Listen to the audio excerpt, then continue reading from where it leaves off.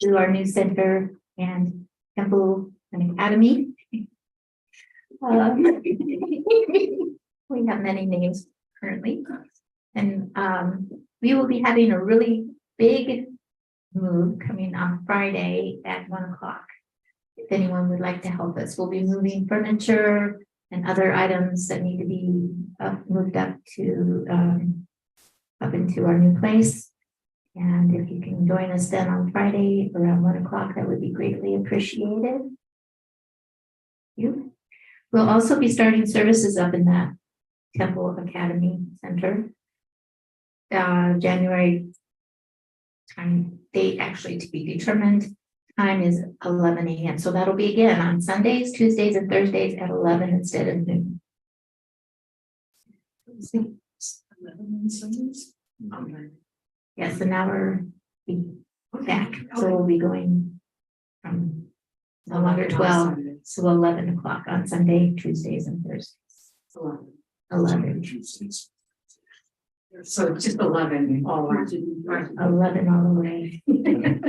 Quick, right?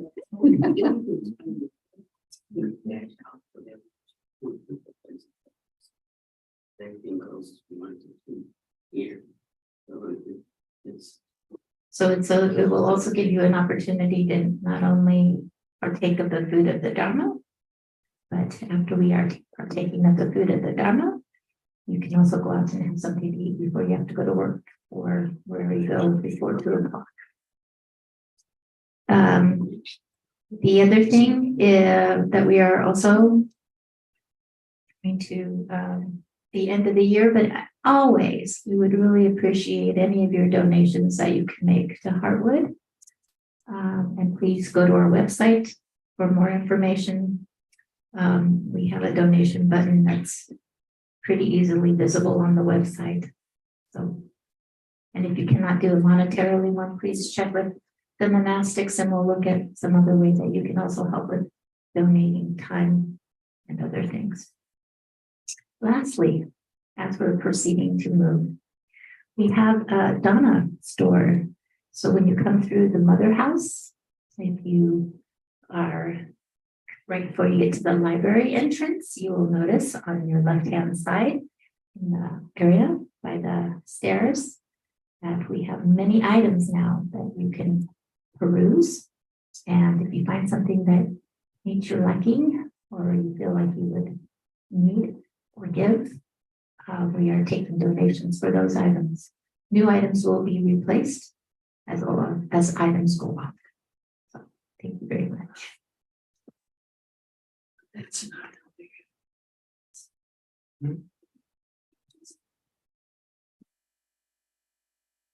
Can I ask a question? Christmas is on Sunday. Will there be a Dharma talk on Christmas Day at the same time? We can probably take a vote on that. In years past, we always did, because those holidays meant nothing to us. But the last couple of years, I think we had a retreat during Christmas last. Maybe, did we have one last year? The year before last and all the years before, I would have a Christmas retreat. So it wasn't just Christmas Day, it was the whole week. But you know, things change according to conditions and it's according to who's here now. And I kind of feel that according to who's here now and the things they like to do and enjoying their family and friends, that we probably won't. The question for anyone online that hasn't heard this conversation is, well, will we have Dharma on Sunday, which is Christmas Day? And Venerable was just speaking on that and suggested that it's to be determined, but unlikely. So we'll let you know. Is that accurate? We'll just take a vote for who's here right now. Okay, we're taking a vote for who is here in the room right now.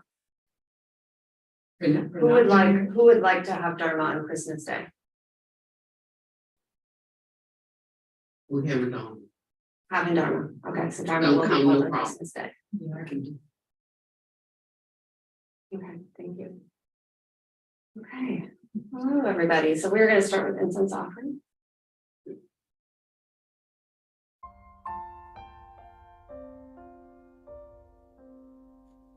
Incense burning, all space is filled with the fragrance. All Buddhas smell it from afar. Auspicious clouds gather everywhere. With utmost sincerity, all Buddhas appear.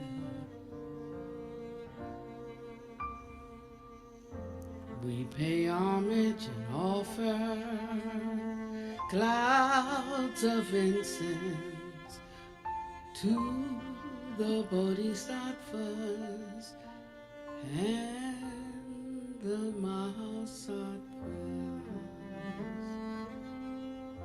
We pay homage and offer clouds of incense to the Bodhisattvas and the Mahasattvas.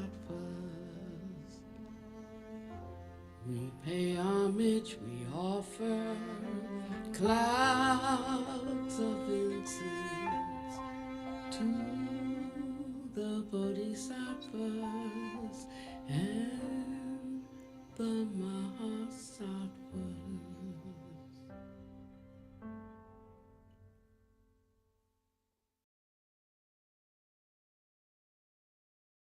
I also wanted to start with refuge vows, so yeah, she was gonna pull this up on the screen. Yes.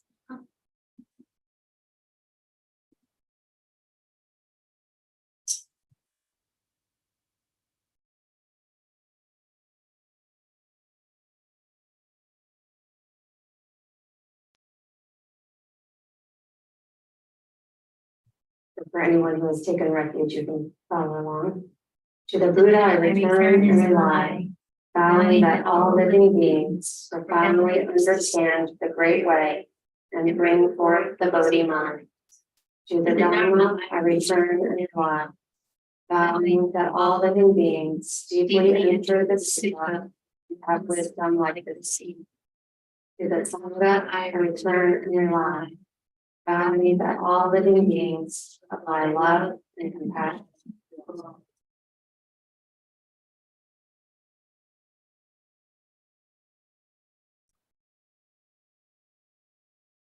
So we are going to get back into the Holy Monk book today, but something that I was thinking about and wanted to kind of start with this morning or this afternoon is a little bit more about the preliminary practices.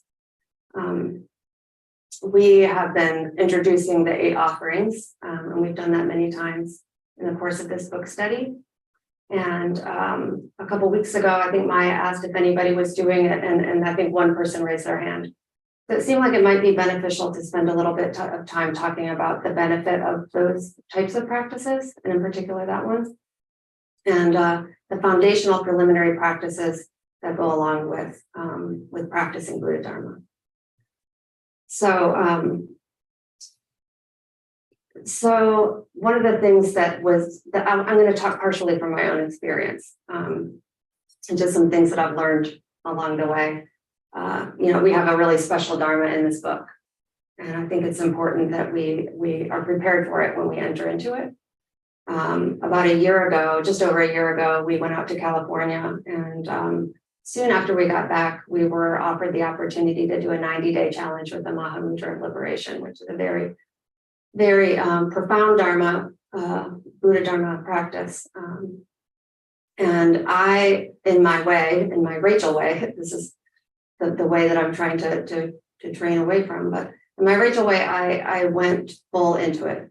We had 2 sections to it. There was the first section, which was more of the preliminary practices. It was the mind essences, the way that you're really supposed to think, and we'll talk a little bit more about that.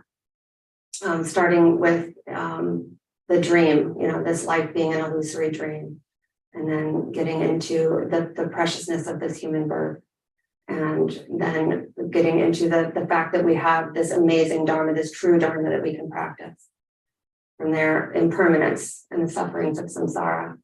And then karmic retribution, my karmic conditions, and then saving self and others. So at the time, I said, okay, we have a 90-day challenge. I'm going to do both parts. So that was the first part. The second part was the real main part of the practice. And I went well beyond the 90 days. And what I learned in doing that, a little bit the hard way, but I think it was important for me to do it, was that one, you're not going to have many results if that's the way you do it, if you don't have a strong foundation to begin with. And two, you might even have some detrimental effects. And some of the things that I found were that I did have some difficulty during that time. There was some resistance, some doubt, some, emotional difficulties. So I really had to kind of check in with myself and back it up and slow it down. So I'm hoping that some of those things will be helpful in this conversation a little bit today. The preliminary practices, there's, I think, different practices are noted in different traditions, but the 4 ones that Master Zizi talks about with us and Venerable are the prostrations and refuge vows, the water offering, mandala offering, and then the Vajrasattva mantra. The 8 offerings isn't one of those formal preliminary practices, but it has so many shared elements that it seemed, this was important and related here to talk about. Some of the things that I've come to know is that that in practicing some of these things, one is, for me at least, initially doing the prostration Dharma, for example, and prostration and even some of the offerings, it felt slightly, I didn't feel my heart fully experiencing it initially. So I had to kind of work with that a little bit and just really slow down and touch into what I'm really doing. I'm paying homage. I am expressing gratitude in the offerings. I'm practicing generosity. I'm offering everything that I can imagine, all my wealth in my past, present, future lifetimes, all my good fortune, and lately I've been really considering, am I doing this in my day-to-day? And, if I have a craving for something that could be an attachment, instead of indulging in it, I'm trying to offer it to the Buddhas and Bodhisattvas. It makes it much easier, actually. So over time, it's become such a personal and sincere practice.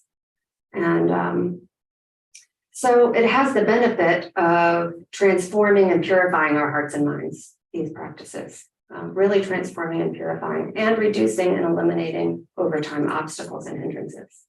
So important as we move into the main practices.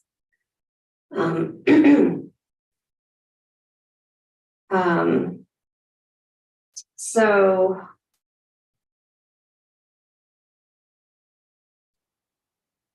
I wanted to read just a little bit about what Buddha Master says about the preliminary practices. He says, frankly speaking, preliminary practices mean cultivating oneself in one's everyday life. So we've talked about this too, that cultivation comes even, in line with this. You've got Patrul Rinpoche says, he talks about the 4 ordinary external preliminaries, the difficulty of obtaining human birth with freedoms and advantages, the impermanence of life, the defects of samsara, and the principle of cause and effect. So those sound familiar. Those sound like the shifting the mind practice. So he talks about those being kind of the external preliminaries, and then the internal preliminaries being those other things that I just talked about, the prostrations, the Vajrasattva mantra, the water offering, the mandala offering. So he says, means cultivating oneself in one's everyday life, cultivating oneself when walking, sitting, or lying down, cultivating oneself in one's interactions with others, using the 4 immeasurable minds as one's foundation, constantly practicing the 6 perfections, using the 10 good characteristics as one's root, and building one's moral state. That is what is meant by preliminary practices. So I love that that's really the foundation. And he says, of course, included in this are the 4 preliminary practices of the esoteric school, such as prostrations, offerings of water, mandala, taking refuge, the 100-syllable mantra, and so on. However, the true preliminary practices refer to one's worldly conduct. So I was thinking about this in terms of kind of cause and effect. Anything in the past is not really real anymore. Anything in the future hasn't happened. So what we have is now. And in this particular moment, what we have is the effects of past karma. So we're experiencing that right now, and we can be forbearing with that. That's part of our practice. And then we have the great opportunity to plant seeds for future results. And so a lot of that is what this is helping us do. It's planting positive seeds for future results. And over time, that's really kind of polishing that mirror that we've been talking about a lot. These preliminary practices, building this foundation, building merit, purifying your past karma is helping to wipe that mirror and help us then enter into with a firm foundation the main practice where we can have true transformation from there. One thing that I thought was interesting is that Tisha, a very famous teacher, he only taught the preliminary practices from what I understand. So I think a lot of people sometimes feel like the preliminary practices are just the thing, and I even probably have at times thought that was the thing to do to get to the main practice.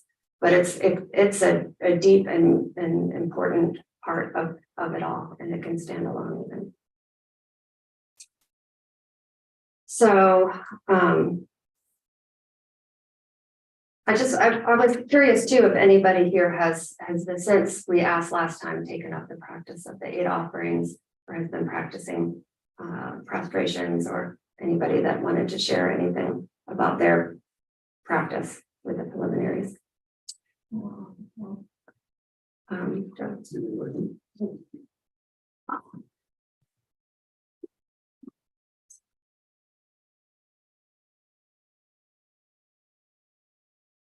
Since I came back from California and studying the Heart Sutra, I didn't know about a lot of these before I went, and I didn't know how to do them, even if I'd heard of them.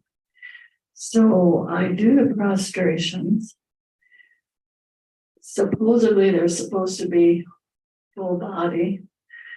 I do the first one full body, and after that, because of wherever my body is at this point in my life, I don't do the full, but I do half on the floor. And it said that if you do 100,000 prostrations, I don't know, I guess it moves you forward. I don't know exactly, but the Buddha asks you to do 100,000 prostrations. So I figured out that if I do 20 a day, all I need is 14 more years and I'll have it. So that's fine. So my goal is doing 20 a day. And I do the water bowl. And what's the other one? Not the mandala. There's water, mandala, and The the water, yeah, I do 3, but I haven't been doing the mandala because I guess I'm confused. I thought it was a group of people forming a mandala. I guess I don't understand it that well. So I need more understanding of that one. But what I wanted to say is I go through periods where it's really deeply meaningful. And it really touches my heart, and I feel very connected. And then I go through periods like I'm in right now where I just don't have that feeling. I feel kind of dry, and that when I do it, it's kind of a performance. And so what I've been saying to myself, that for me, I think it goes in waves, and not to worry about it, to just be persistent and continue with it, because I know that those are just thoughts that I'm dry right now, and that'll pass, and then it'll come back, and it'll probably come back a little higher than it was before. So there's times when it just seems like a performance. Maybe I shouldn't say performance, an action, and then it seems to go really deep, and then it goes back and forth, and that's just what I've noticed for me.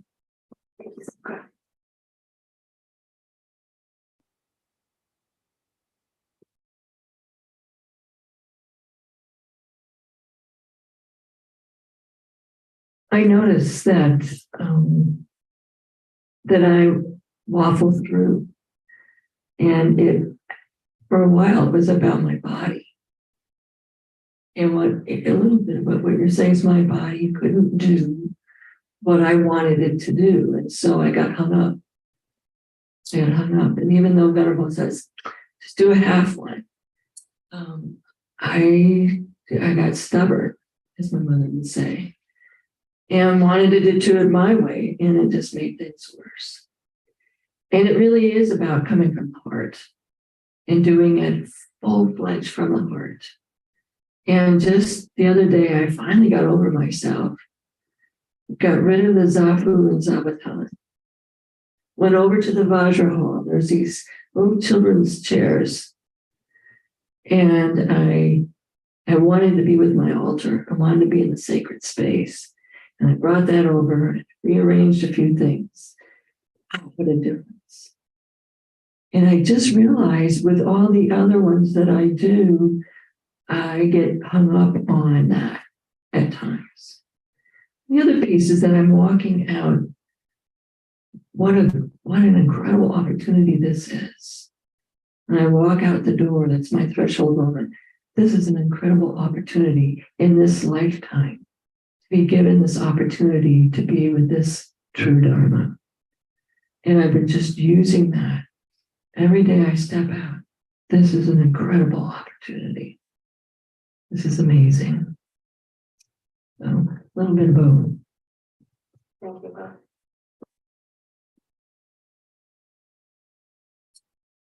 Yeah, prostrations in particular. I know that, you know, we talk about full body prostrations. If you can do it, that's the recommendation.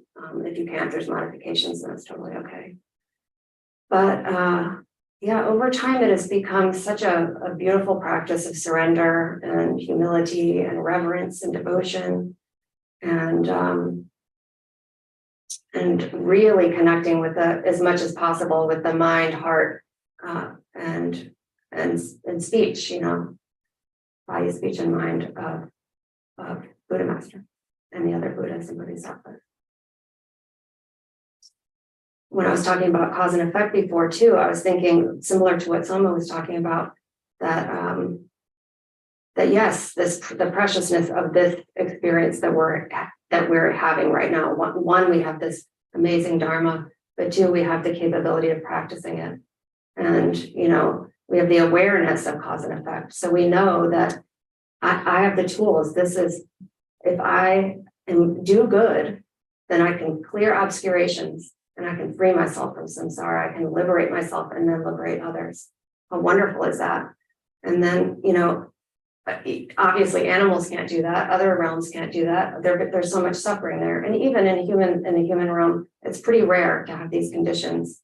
You know, many people are very sick or in experiencing trauma of some kind or another. It's just not possible for them to practice in this way.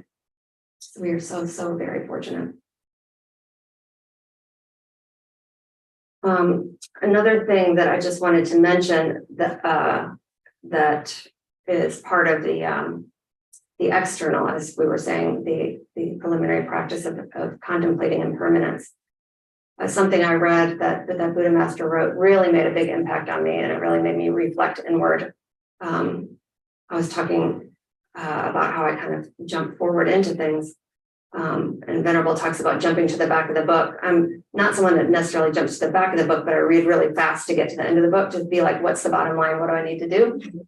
And so, you know, early on when I was just starting to study what is cultivation, you know, he talks about the very first step being contemplation of impermanence. And I remember thinking, oh man, I got to go back to the beginning. And that was really not that far into this journey, but already my ego was cropping up and I was getting in my own way. But at this point, I've really come to a different place with all of that, and really finding joy in the foundation and really the practices that we're talking about today. Just the part, really connecting with your heart, really surrendering this false sense of self. But what he had written in as part of the Imparting the Absolute Truth, I just wanted to share with you because this is what made me realize that I still have some work to do. But it says, If beginning cultivators have not yet generated a mind determined to leave samsara, then during the time when such a mind has not yet arisen, they will not be able to generate a genuine mind of cultivation unless they follow the Dharma, contemplating impermanence. And if you do not have a mind determined to leave samsara and do not truly cultivate yourself, then you will not follow the Dharma, will not act in accord with the Buddha Dharma. When encountering difficulties, you will immediately retreat or withdraw. When contemplating, if your thoughts accord with reality, if your thinking reflects life as it really is, then you will immediately give rise to fear. When such fear arises, the mind determined to leave samsara has entered the generation stage. Only after you give rise to fear will you be able to generate a mind truly determined to leave samsara. Only those people who have given rise to fear are able to abide by all precepts, truly let go of self, cast aside selfishness, and enter the state of Buddha Dharma. At such time, when the mind determined to leave samsara has entered the generation stage, you will naturally understand the transience of human life in the world and that death can come at any time. Only then can you enter the suffering that fear entails. Having fear produces suffering.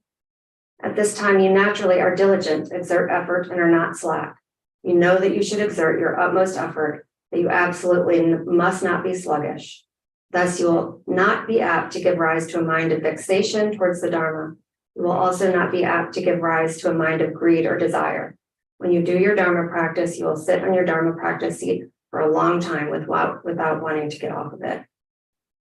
And then he went on to talk about how if you have not generated that mind, then you might be sitting on your Dharma practice seat and be thinking about something else that you have to do, or feeling impatient or restless or whatever it might be. But if you have a mind truly determined to leave samsara and that truly understands impermanence, then the Dharma will be the priority. It will be what you live, and yourself will be out of it. You will be practicing for the sake of other beings and really be fully dedicated in body, speech, and mind. That's the first step. So, any other comments about the preliminary practices before we get back to the book?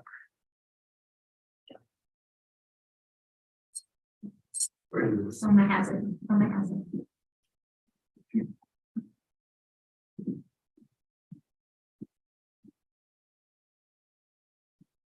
Regarding the prostrations, is it important to do them in front of the altar, or could it be,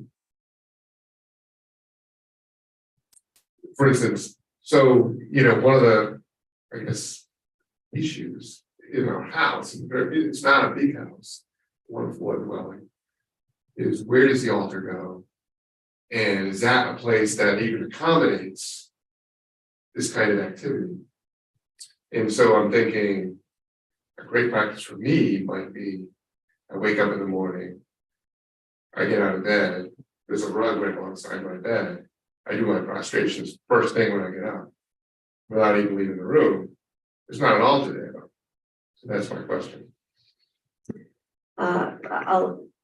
Venerable, if you'd like to respond.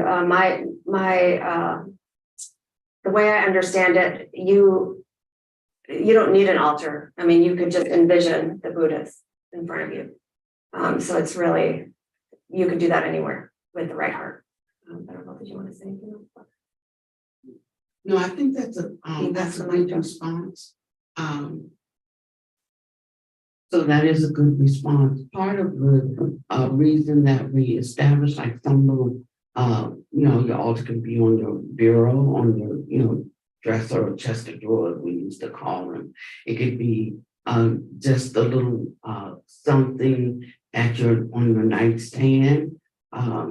But one of the most important aspects to me is that it's the same place, that when you step in that spot, that's your, if I'm going to meditate, if I sit on that cushion, my whole body, everything down to every cell knows what I'm doing there. If I'm going to meditate in a chair, it's not sure if you want to be, she getting ready to read, is she getting ready to meditate, is she ready to have a conversation, is she just resting, so I'm not fully there. But when I have a particular spot that the minute I go there, everything about me, everything that's in me, everything that's of me is now concentrated right there. So it's more of how it benefits us as stumble bums, you know, that need that kind of help in focusing ourselves as opposed to anything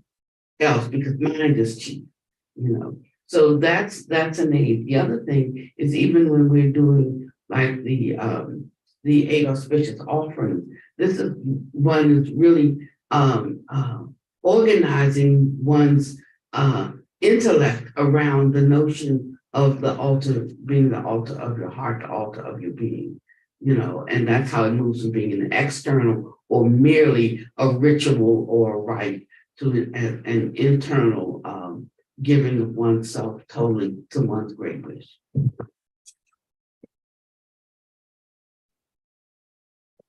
Terrible. I found that to be true too. I have a special place set up in my room where I feel like it's most beneficial for me to do my practice. It becomes such a personal thing. It is. Very personal. Basita? Yes, hi Jim. Hi. I am really curious, and I'd like to hear again what you were reading about the role of fear. You know, there are so many places, particularly in the Old Testament, that refer to wisdom begins with the fear of the Lord and all of that kind of stuff. And, you know, most of the people that I hang out with have sort of rejected that idea, you know, of a fear-based kind of spirituality. And yet this is suggesting that there may be a use to fear that may be important when understood correctly. I'd just like to hear any comments you might make about that. Sure. The way I understand the fear described here is a necessary fear about, you know, it's not just thinking about this life, it's thinking about all the lives that come from that come after this and all the lives that came before this. So it's really understanding that our karma since beginningless time is still with us. And that, you know, in order to reach our goal of liberation, that it's really important to build a good karma. And that, you know, even though in this life we might say, you know, I've done pretty good. I'm not going to the lower realms. We don't know where our past karma, you know, we don't know the status of that and when that's going to fruit. So we could very well end up, as Buddha Master often talks about, a pig, a chicken, you know, a goat, you know, whatever, in our next life. So it's really kind of understanding the effects of our karma and understanding where that can take us. So that creates an important and necessary fear that drives us to embrace this path and to do what we need to do to liberate ourselves. Venerable, did you want to say anything?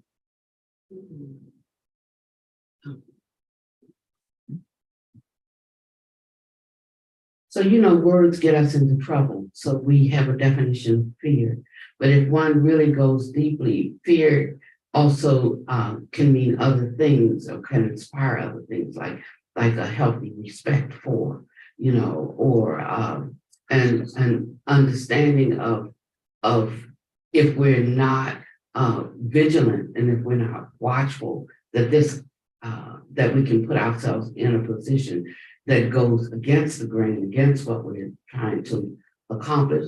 If we take all of our practice and instead of projecting it outward towards a being, and that's some of the difficulty with the notion of this great being that judges us, and instead of focusing it outward, if we turn it all inward, this is about one knowing oneself. We know when we've been good or bad, you know, and so just continually turning that spotlight inward, then if I know that I have not done my best, you know, if I know that I've gone against my own principles, but it was like self-preservation at the moment, you know, there will be something that arises in me that if I'm aware that there is causality, cause and effect, and if I don't believe in cause and effect, like we got to stop all the way back to the beginning. But if one thinks that they just get forgiven, and that there's not cause and effect, then they won't be motivated enough to really think deeply and circumspectly around their thoughts, their speech, and their actions. So that's like the beginning place. And if so, then I don't need, and this is no disrespect to any of the holy beings, the heavenly beings, the great gods, the Brahmas, all of that. No disrespect to them, but I'm the owner of my own karma.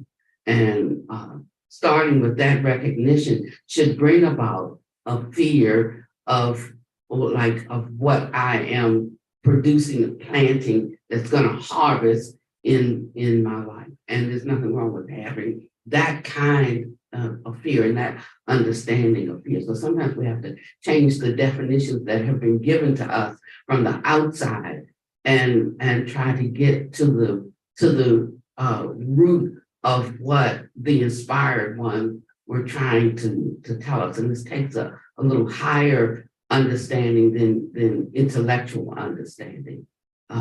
It takes a heart seed of understanding to be able to rightly use these words that may mean something out here, but they mean something different to us as we go deeper in our spiritual cultivation. Thank you, both of you. That was very helpful. Thank you, Jim.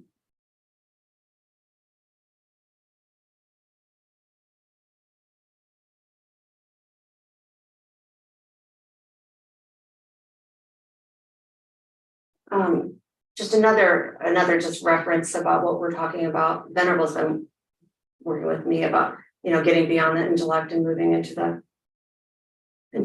what's beyond words. And I feel like in doing some of these preliminary practices, I'm really getting to those spaces. It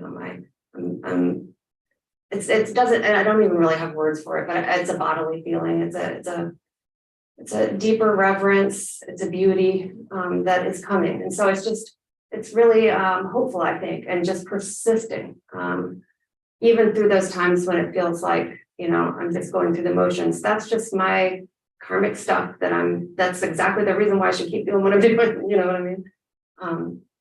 So it's nice when it starts to show some benefit and you get to a deeper level of knowing.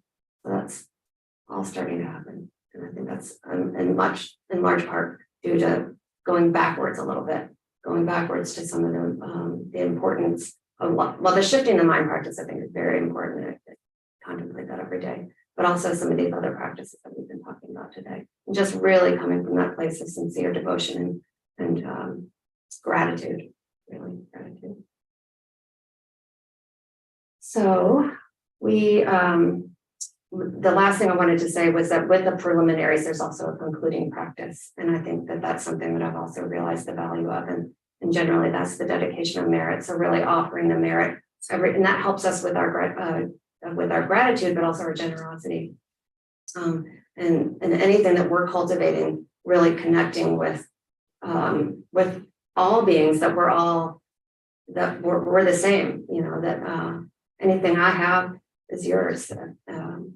So really just offering all of that merit that we generate in our practices, making that a daily practice as well. I think it's really important.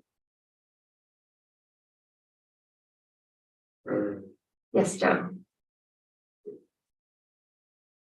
Someone mentioned the mandala practice and kind of what that was. Could you touch on that?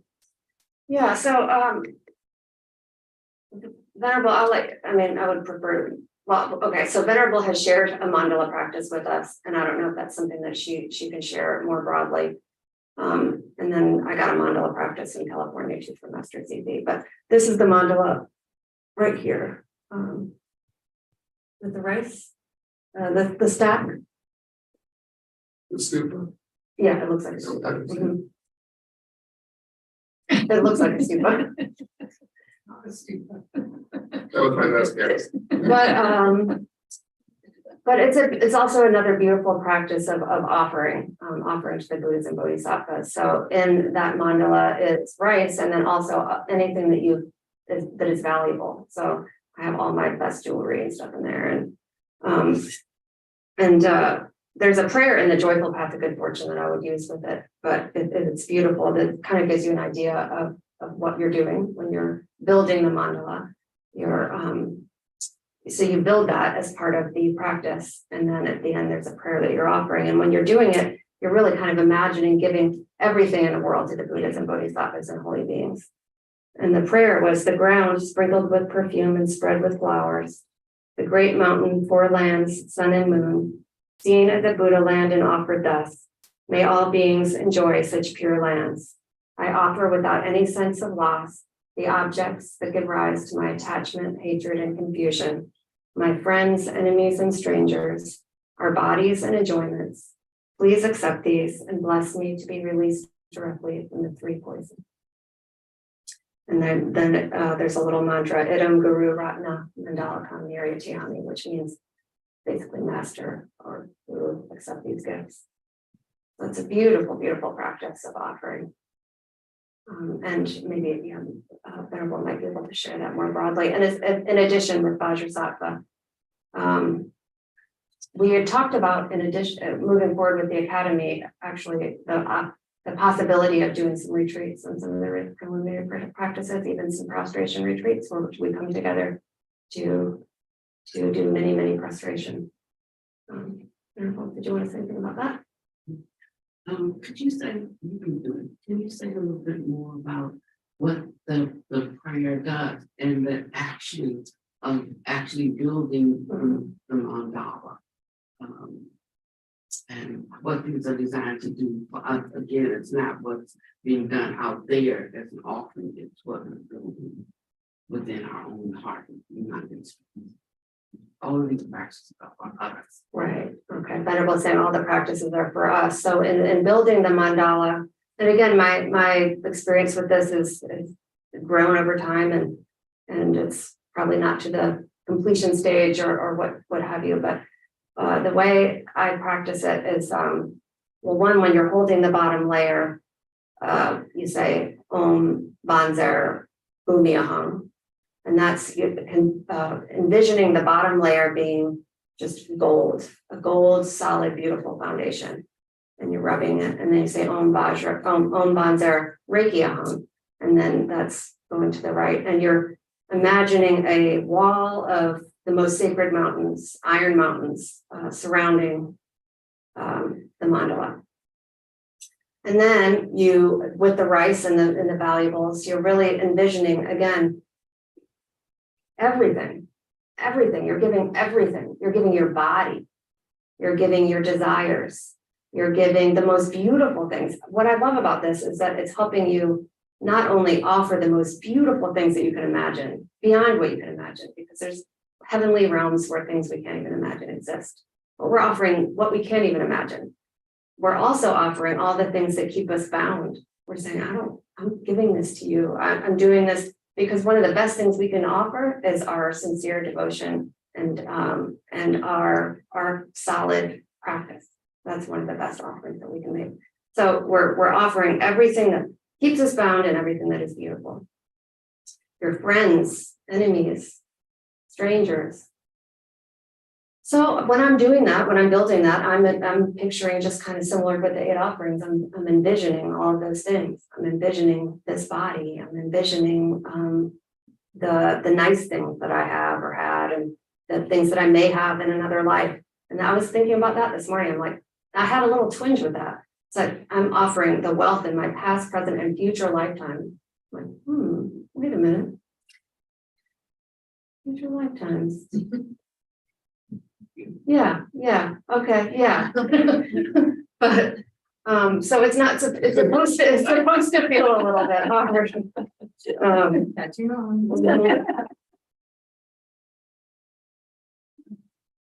Because all of these, as we know, are just coming and going. They're not, they don't have the value that we might in our state of ignorance experience in this moment. And so really kind of touching into that and realizing, why would I hold on to any of this stuff? This is what's keeping me here. So yes, I give it all. I give it all. And so, as I've been talking about, just really renunciation, but also deep gratitude and practicing generosity at all levels.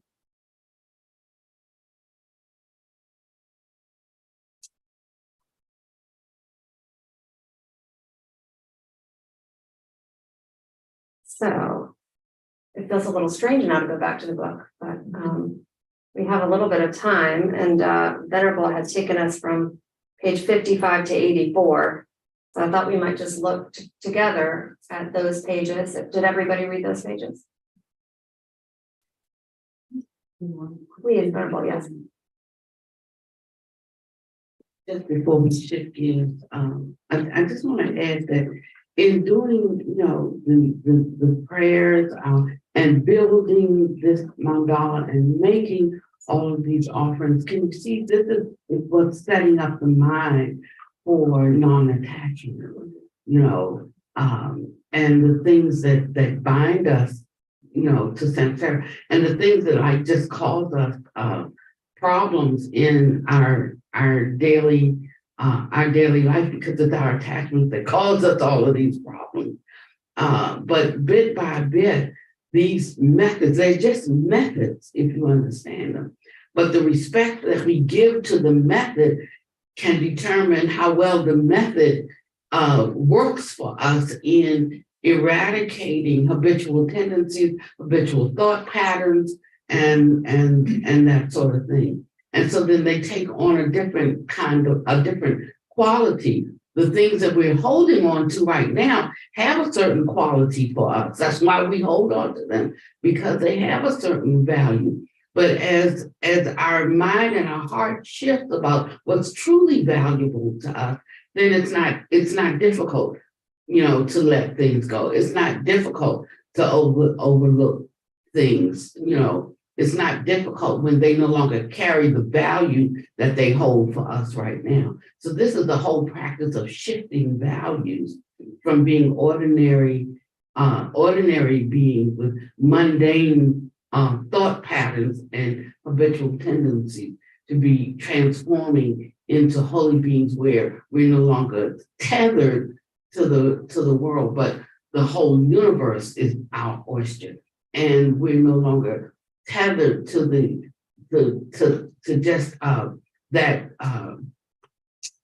that one relationship we have, or that close-knit relationship we have. But like the sun that shines on everybody indiscriminately, we can expand in our connection, with other living beings. It all starts with very simple practices and just gradually changing the mind and what we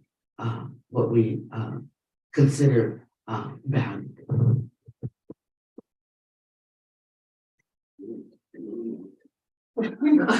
You do.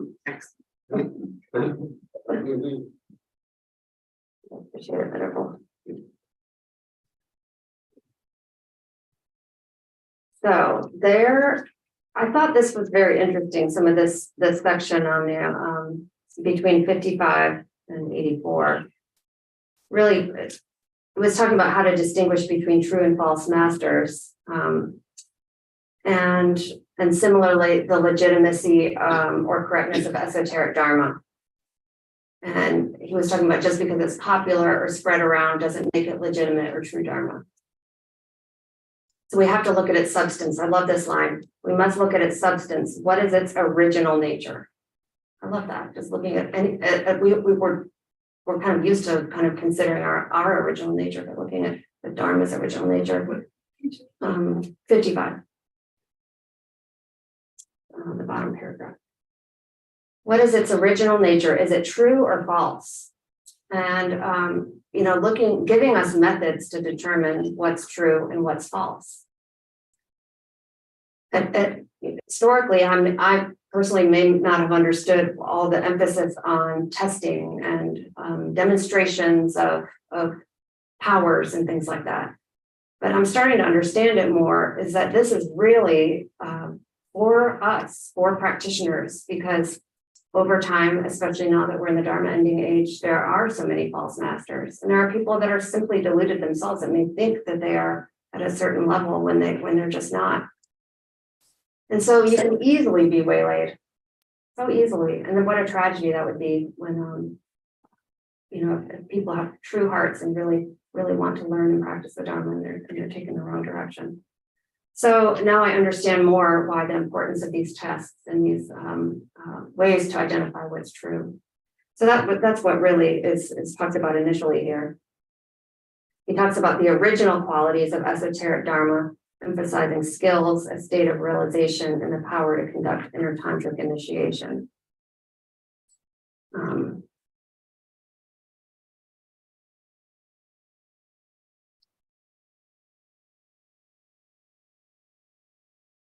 He talked about how Master Tsongkhapa corrected the disciplinary rules, and isn't it still worthwhile for us to deeply reflect upon the correct practice of these disciplinary rules? And they went through a long, the publishers, I guess, the people that wrote this book or helped to write the book, talked about how they spent a lot of time identifying these true characteristics so that people would know what the original qualities were and what is true. And how very rare it is that people have inherited the true Dharma. And that there are, he says, there are successors within 9158. There are successors within esoteric Buddhism who have indeed completely inherited the true Dharma of Master Padmasambhava, Master Marpa, and others. In this Dharma ending age we live in, living beings do not have the good fortune to come into contact with the true esoteric Dharma, since these true successors live in seclusion. Even if one were to discover their names, one would still be unable to meet them. And then they start to talk about Dorji Lasang and what his level was, and it's pretty remarkable. He says, our group is quite fortunate. We finally found Elder Monk Dorji Lasang, who is a true holy one on the level of a Dharma king. And unfortunately, he does not make himself freely available to people of the world. His master, who is even more famous, Buddha master, is nevertheless even harder to meet at this time. Talked about how the situation with the Dharma ending age and this difficulty was brought about by the collective karma of living beings. And they talk about how even this holy monk, Elder Monk Dorji Lasang, talked about how you should find the teachings of great Dharma King Yangwo Yasinubu, which is Buddha Master, and the teachings of great Dharma, Awang Nobu Pamu.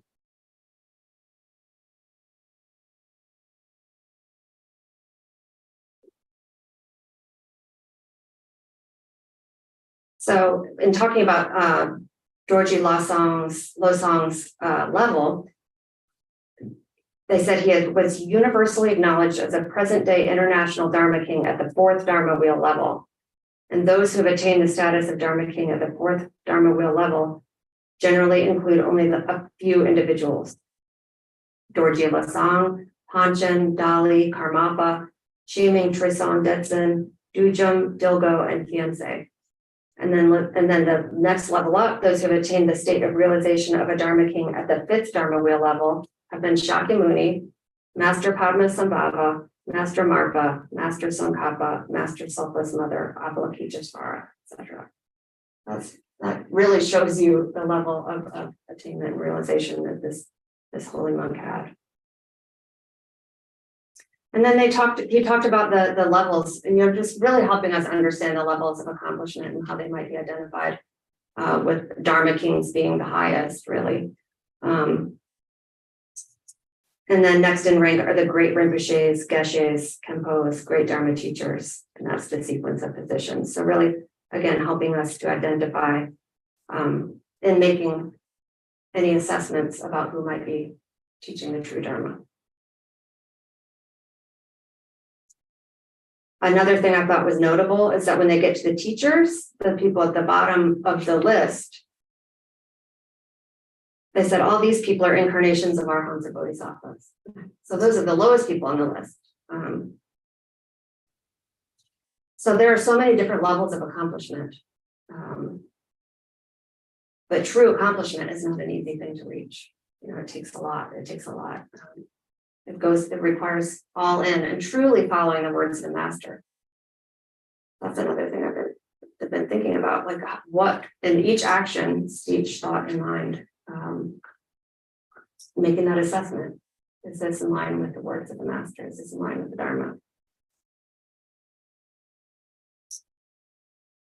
And then lastly, one of the parts that I wanted to emphasize here, and then I want to hear if anybody else had any things that stood out to them in this section, that in regards to identifying a true Dharma king, it's really about being able to, I guess, request the Amrita or the holy nectar being bestowed by the Buddhas into a empty Dharma bowl in front of everybody. That's the true indication. And, you know, in this book, it's described how he was able to do that in front of many people.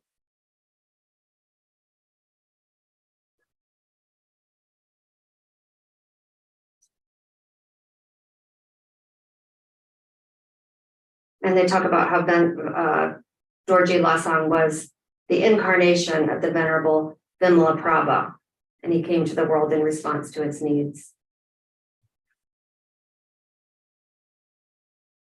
And he taught Dilgo Khyentse. I'm sure some people are familiar with Dilgo Khyentse, very famous Tibetan teacher, but Dorji Lasang taught to him.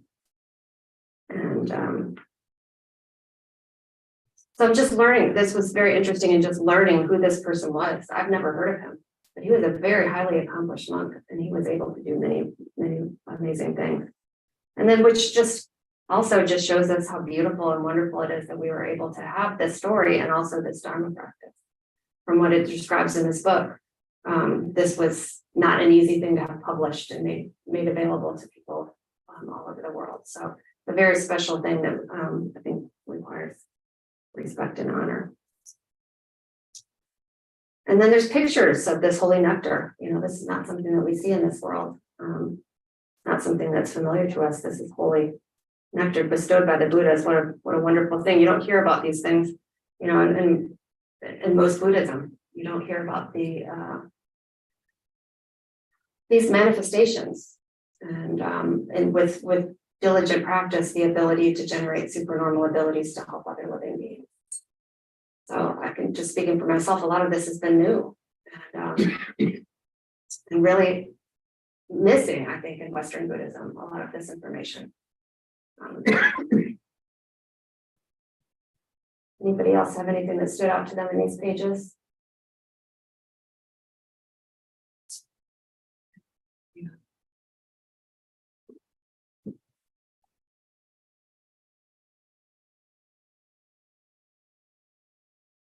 You mentioned it, but I want to go back to on the bottom of page 56. However, due to the passage of considerable period of time, wherein there were omissions and mistakes in the transmission of the Dharma from one generation to the next, the original Dharma changed. Therefore, what has been passed down is quite different from the original quality of the Buddha Dharma. Simply put, after the passage of a long period of time, the original Buddha Dharma deteriorated. Although many years have passed since Master Tsongkhapa corrected the disciplinary rules, isn't it still worthwhile for us to deeply reflect upon the correct practice of these disciplinary rules? And we've talked about that, how over time, between the different sects, the different lineages, the different cultures, how the transportation of this information has gotten skewed, or it's like taking milk and putting water in, and then pretty soon it's not the richness of that original milk that came right from the cow. And the beauty of what we have is the course correction that Buddha Master has offered us. And boy, you just don't hear that. People take the book and say, this is it. And when in fact, there's something way richer, the true milk from that cow.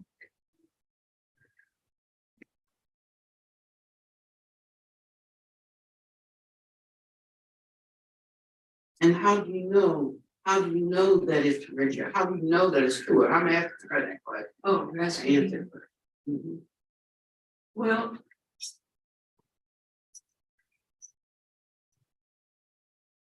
It's looking at, actually, one of the things that stood out was Zazi's book and reading about Buddha Masters,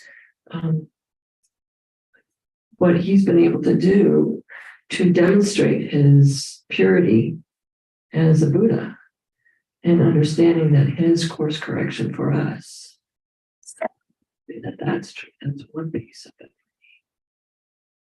And when you take that up, I'm looking for something. It's Yes. there. But I'm looking. You're coaching me here. Coming to come out of you. So how do you really know? How do you know that something that you take up has more richness, more authenticity, more? How do you know? Yes, I got that. I think I go back to my time in California and sitting with reading and integrating the learnings that I got from our study, and then practicing it and walking it out and feeling the true cultivation coming through me and feeling different. And so that made a huge difference for me. And no matter where I go, even in Fiji, there was this daily knowing that wasn't up here, but was coming from the essence of where I am at.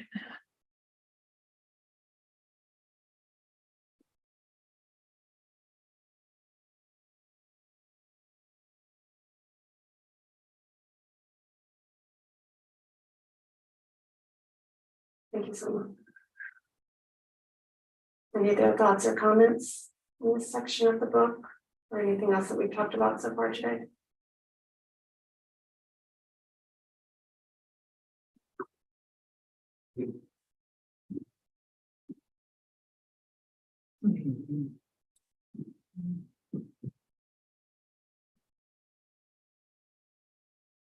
I just wanted to sort of back up with someone too, being at Master Zizi's and reading through the Imparting the Absolute Truth through the Heart Sutra was not all just mind understanding. There was something that physically changed in the interaction of having been together reading that and then reading that alone. But then I also noticed how I was just walking it out with my mandala that was there, that had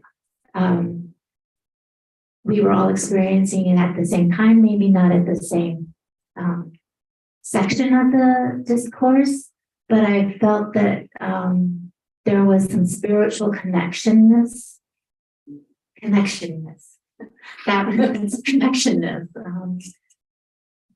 that was underlying our togetherness, which felt very supportive. It felt very loving, very loving. Even if we had some frictions, it's still, there was this lovingness that was happening in that as well. Yeah, and you couldn't put words to it, really. You really could not. I couldn't.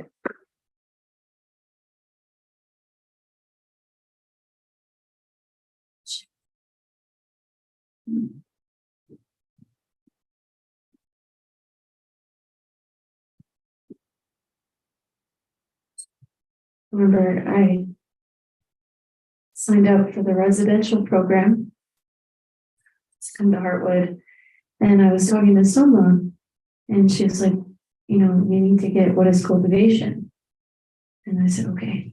And so I found it online, and I downloaded the PDF, and I printed it out on blue paper. So I think it has 16 pages. And I read it all the way through pretty much immediately. And it was something that, through all of my delusions, my confusion, my ignorance, it penetrated. And so through all the film and the thickness, there was the ping, this, and so just sharing that from novice Buddhist and beginner that it went through.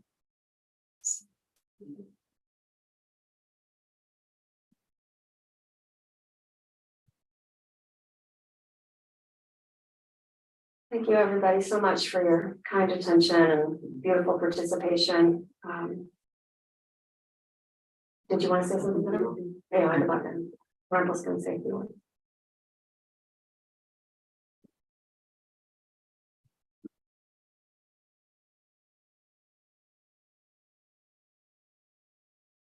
So you can notice how something is shifting, in the Old Testament as the Israelites were being led out of Egypt. They were guided by day and by night. And so there was this cloud, they called it the glory cloud, and it would be like the cloud of glory is moving, you have to move with the cloud. And so we can take the things that we have learned in the past to understand what's happening in the present. And we can take some of a dog can have a bone. You can give him the juiciest bone with meat on it and everything, and he just loves that bone. But then if he sees another dog with the bone, he wants to leave his bone and go over and get that dog's bone. So we shouldn't be dogs, is what I'm saying. That we should stay there and chew our bone and get what there is to get from it. Don't be foolish like a dog who leaves his meaty bone to go get that old barren old bone that another dog has. And so it's like having a 5-star chef. Why do I want to go and have food made by the hamburger line cook? But you have to know or have a sense of the quality of something and the auspiciousness of something. There are many kinds of presidents. There's president of the United States, the president of the PTA. And if you happen to have the karmic connection to encounter and be with the president of the United States, then recognize it's the auspiciousness of that. And whatever the president of PTA has to say, that might be good too, but I'm going to try to pick the brain of, get the most from, the one who has the highest station, the one who has the greatest amount of wisdom, who has the, I'm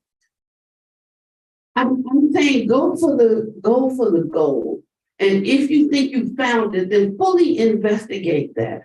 Fully divest yourself in that. Don't be running here and there and grabbing this and grabbing that. Come to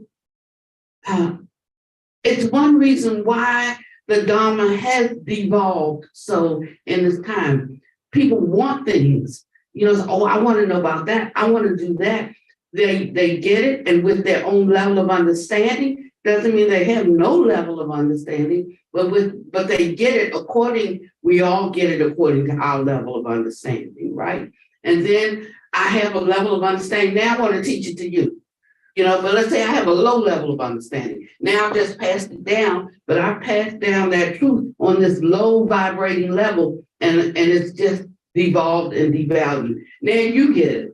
And then you want to pass it down because it was like so good on your level. Now you pass it down. Now we're running around on the ground. We left a high lofty space, and now we're like night crawlers.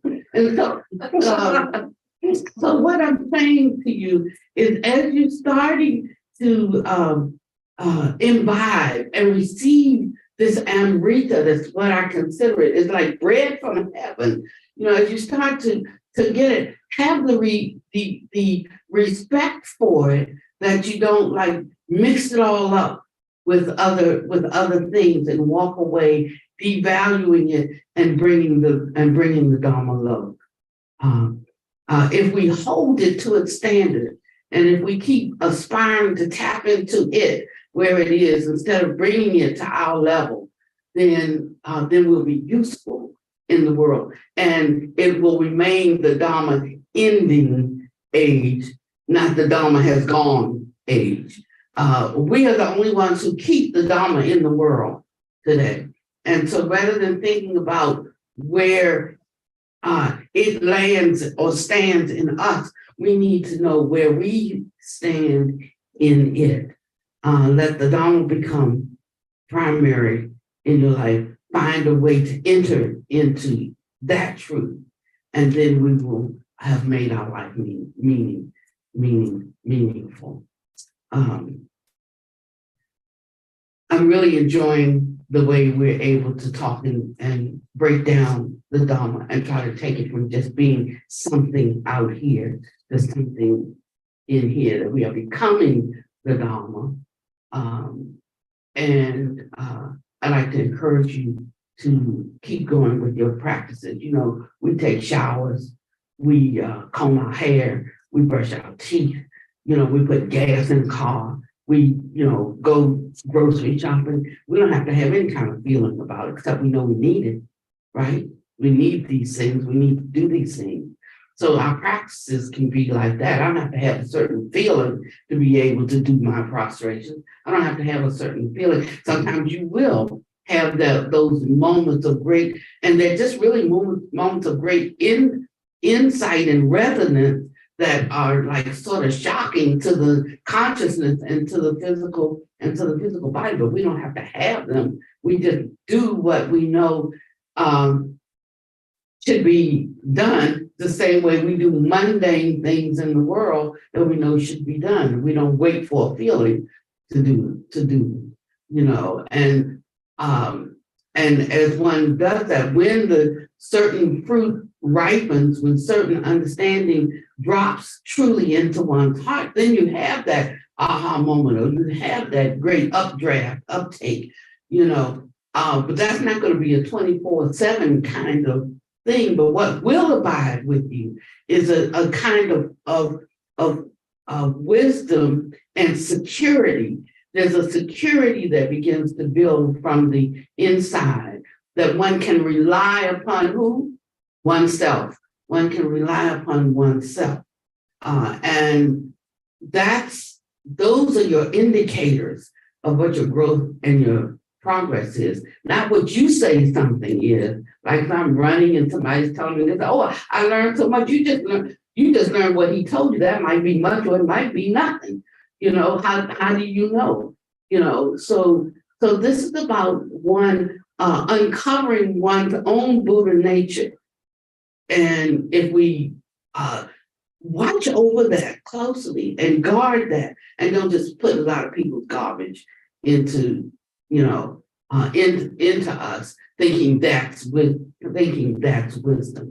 So these are some of the cautions that I throw out there, because we're so used to being extroverted in our exploration, and this is an inner exploration. So sometimes we just have to sit with something until something makes sense to us, or until something dawns enough light shines on us until we can now see clearly before we take the next step, instead of just taking the next step that somebody said to take, because, and I don't know, you know, we're learning ourselves, and we're learning how to step at our own pace. And it's not a race. You either have it or you don't. It's not a race. And it's also not something that we judge ourselves by what another has, or what another says, because it really has nothing to do in this sense with the other. It has to do with one coming into the fullness of the measure of the stature of one's own Tathagata nature.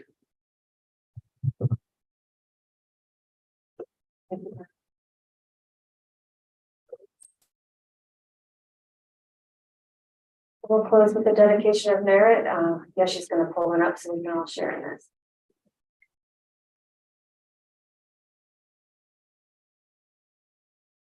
May the merit accumulated from this practice and this conversation benefit all beings equally. May all beings increase their fortune and wisdom, and may they always have peace in our sickness.